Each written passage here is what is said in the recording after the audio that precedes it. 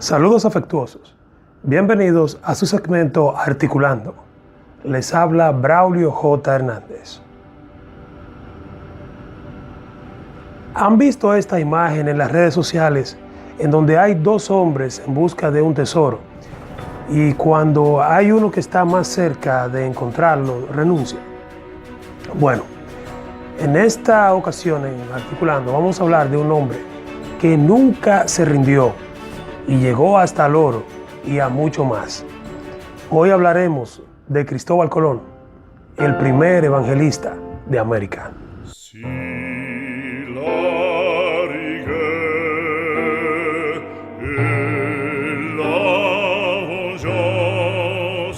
Realmente es difícil concebir a Cristóbal Colón como un cristiano, o al menos con la definición de lo que tenemos de cristiano en el día de hoy. Pero acerquémonos un poco, revisemos las páginas de la historia y conozcamos un poco más de este gran personaje de la historia. Esto es Articulando.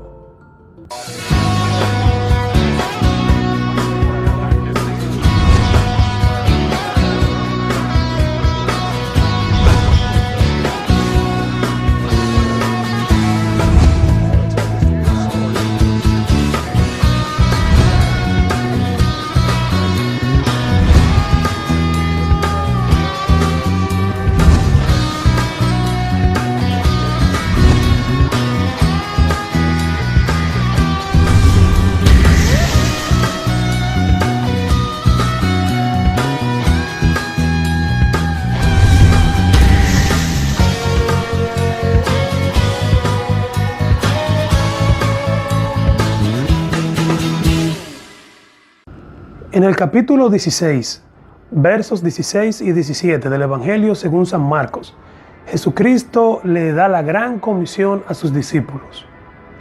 Id por todo el mundo y predicad el Evangelio a toda criatura.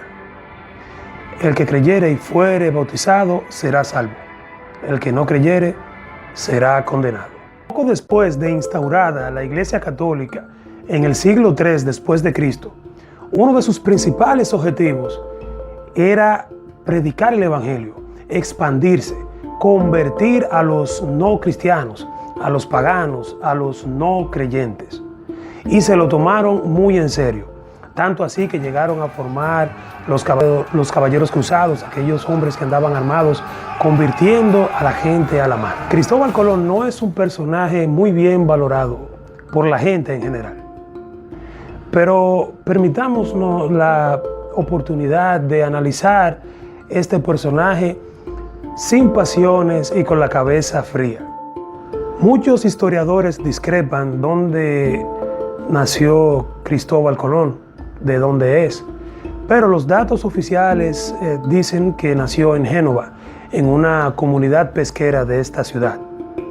Pero lo que hace grande a Colón, sin intención de hacerle ninguna apología, fueron sus aspiraciones, su fe y su sueño. Cristóbal Colón equivaldría hoy, o vendría siendo hoy, lo más cercano a un emprendedor o a un gran soñador.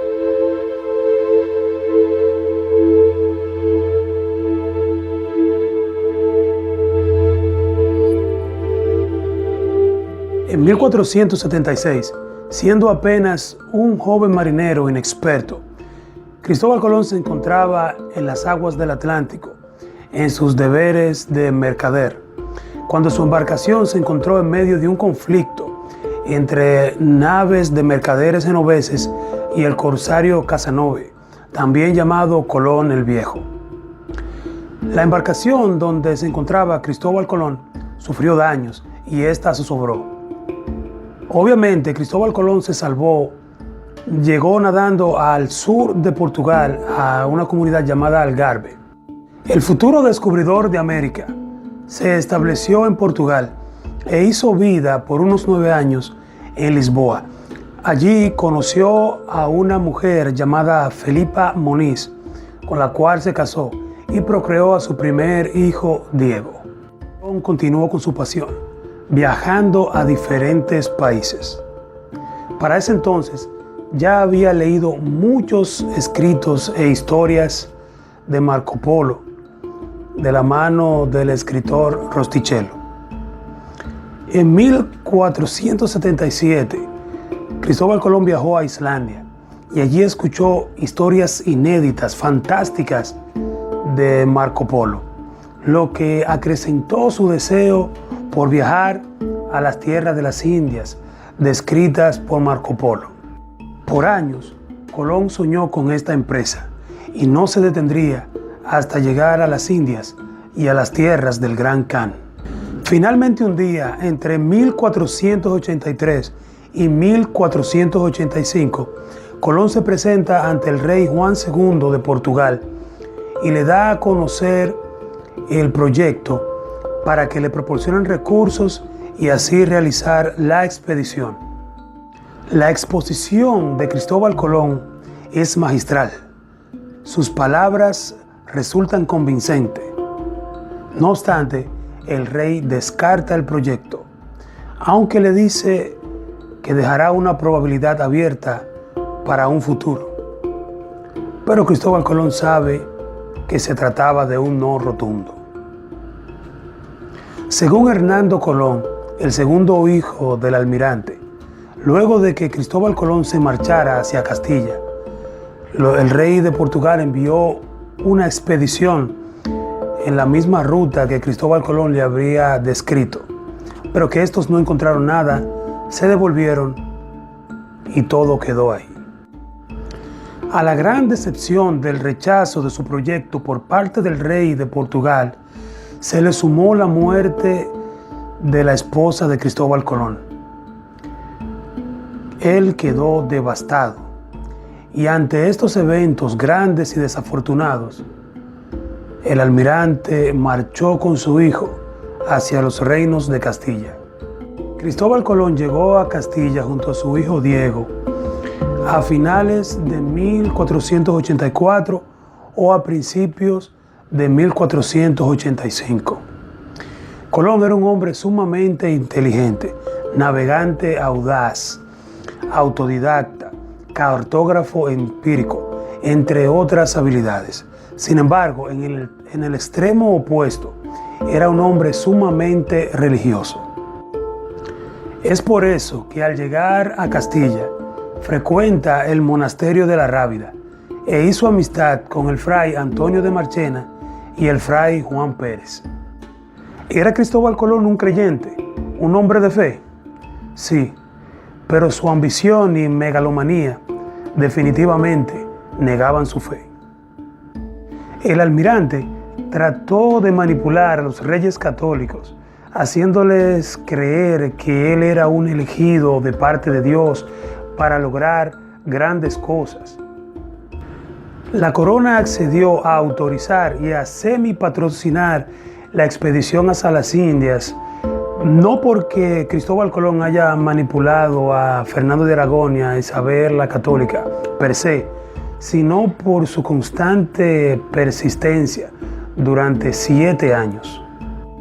Y no habríamos conocido tal vez la faceta religiosa o fanática de Cristóbal Colón de no haber sido por el libro titulado Las profecías de Cristóbal Colón. Este libro aún se encuentra preservado en una importante biblioteca museo de Madrid. En este libro Cristóbal Colón escribió cientos de citas bíblicas del Antiguo y Nuevo Testamento, los cuales él entendía que se aplicaban a él. Allí también Colón escribió la profecía del abad Joaquín, en donde decía que de España iba a salir el gran descubridor, el hombre que descubriría el paraíso, el nuevo paraíso. Los reyes no solo se demoraron en la aprobación y autorización del viaje de Cristóbal Colón, no porque no creían mucho en el proyecto o no porque no solo tenían mucha fe, sino que Cristóbal Colón exigía mucho a la corona. Las Indias, Zipango es el actual Japón, y las tierras del Gran Khan se encuentran hacia el este de Castilla o la actual España. Bueno, entonces, pero este territorio era controlado, o sea, el mar y todos estos continentes hacia el este de Castilla, era controlado por el Imperio Otomano. No había forma de accesar a este lugar sin que se le pagara un tributo al Imperio Otomano.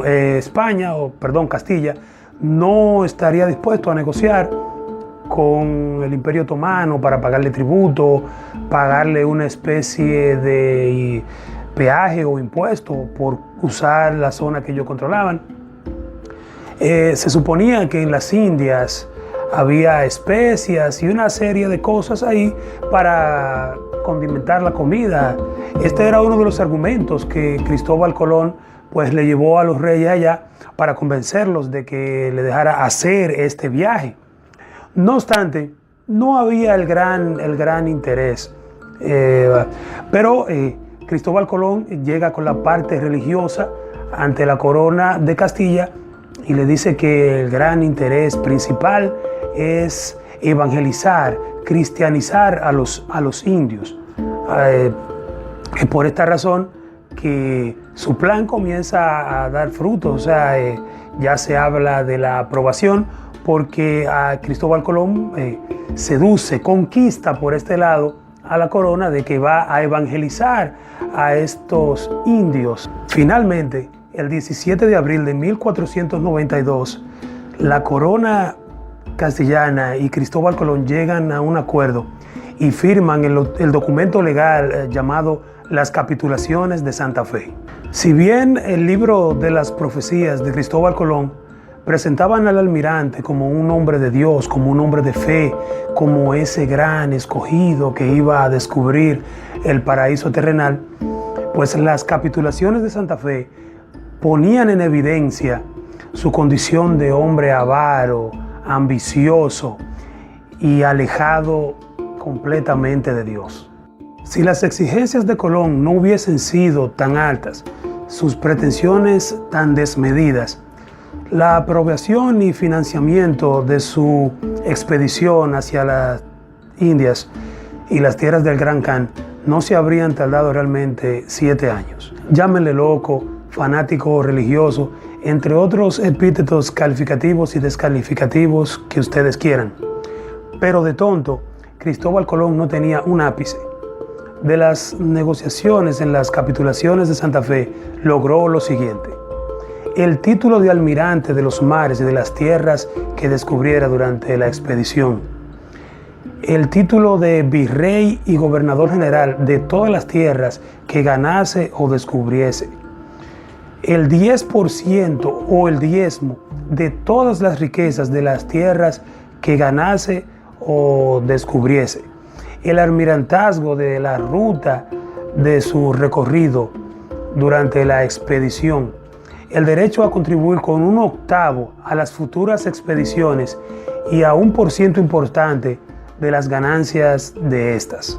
Entre 2013 y 2014, Diogenis Espinosa, economista cubano nacionalizado italiano, realizó una investigación exhaustiva para determinar cuál sería el costo de la expedición de Colón hacia las Indias si se hiciera en la actualidad. Los resultados de la investigación de Diogenis Espinosa son impresionantes. Si Colón se embarcara hoy en el viaje del descubrimiento, el costo ascendería a la increíble suma de 632.500.000 euros. El viaje del descubrimiento ya tenía forma y presupuesto. Sin embargo, los reyes seguían sin tener mucha fe en este proyecto. La falta de fe en el proyecto por parte de la corona se evidenció a la hora de ejecutar el presupuesto. La expedición, el costo de la expedición ascendía a unos 2 millones de maravedíes, pero la corona no desembolsó esa cantidad, sino que regateó cual si se tratara de una venta de pasillo. La corona aportó 1.140.000 maravedíes. Esto fue a través de un préstamo que le hicieran al hacendado funcionario Luis de Santángel. El mismo Cristóbal Colón aportó 500.000 maravedíes.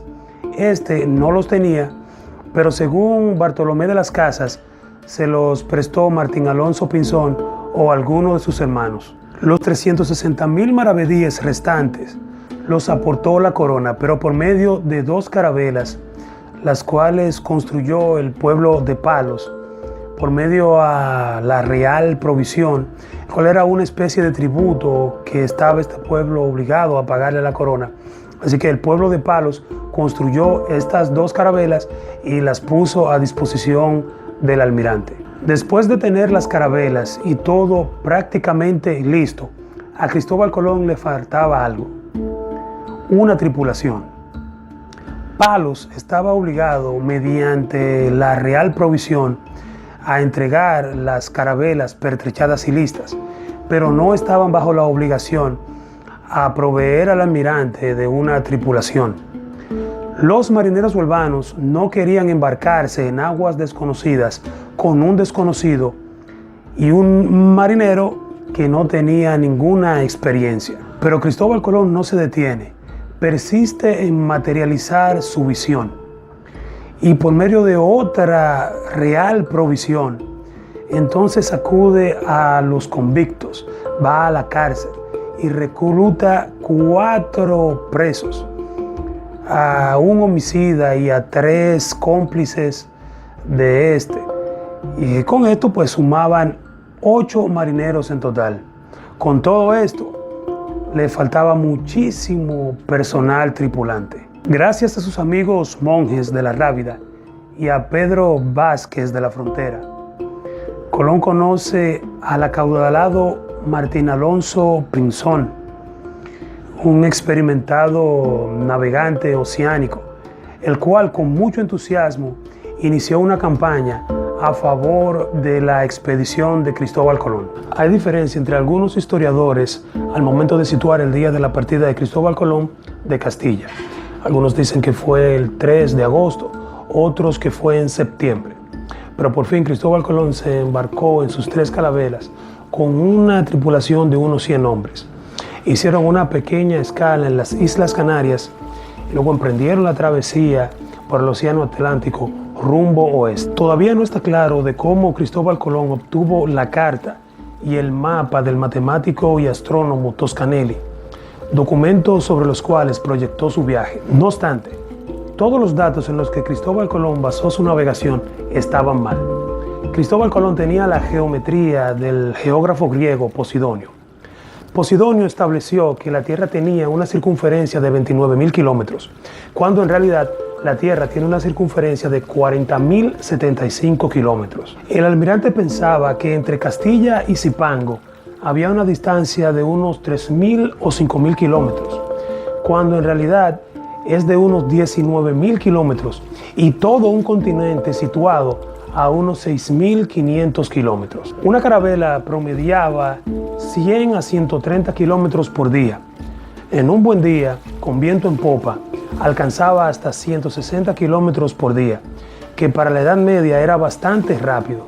La expedición del almirante lleva ya unos 2 meses sobre las aguas del Atlántico, 5.000 kilómetros recorridos. Llegan al mar de los Sargazos, en donde las algas atrapan las carabelas y éstas no pueden avanzar. Después de varios días, logran salir por la gracia de Dios, según relata el mismo Colón. A esta altura del viaje, Colón comienza a enfrentar problemas, quejas de su tripulación, la comida comienza a pudrirse y no se ve tierra por ninguna parte. Ante todo esto, Martín Alonso Pinzón le pide al comandante que cambie el rumbo al suroeste, a lo que Colón se niega porque esta es su visión, esta es su empresa y él no quiere desviarse del plan que tiene previsto. 2 días después, cuando ve que la cosa no va nada bien, cambia el rumbo a suroeste tal cual Pinzón le había aconsejado. Finalmente, la noche del 11 y la madrugada del 12 de octubre, un marinero llamado Rodrigo de Triana, de la carabela llamada La Pinta, avistó por fin tierra. Y una vez más, sinceramente equivocado, Colón pensaba que había llegado a una de las islas de las Indias, pero en realidad se encontraba en el archipiélago de un nuevo continente. El 29 de abril de 1493 se publicó en Barcelona la carta de Cristóbal Colón al escribano de ración. Es el primer documento impreso que habla del descubrimiento. En ella, Colón expresa que descubrió una pequeña isla, la cual llamó San Salvador, para honrar a su alta majestad, el cual había dado todo eso. Él también especifica que los lugareños, los nativos de esta isla, la llamaban Guanam. Todavía es tema de debate cuál isla fue exactamente que Cristóbal Colón desembarcó, la primera que él descubrió. Pero de lo que sí se está seguro es que fue a una de las pequeñas islas que conforman lo que hoy es Bahamas.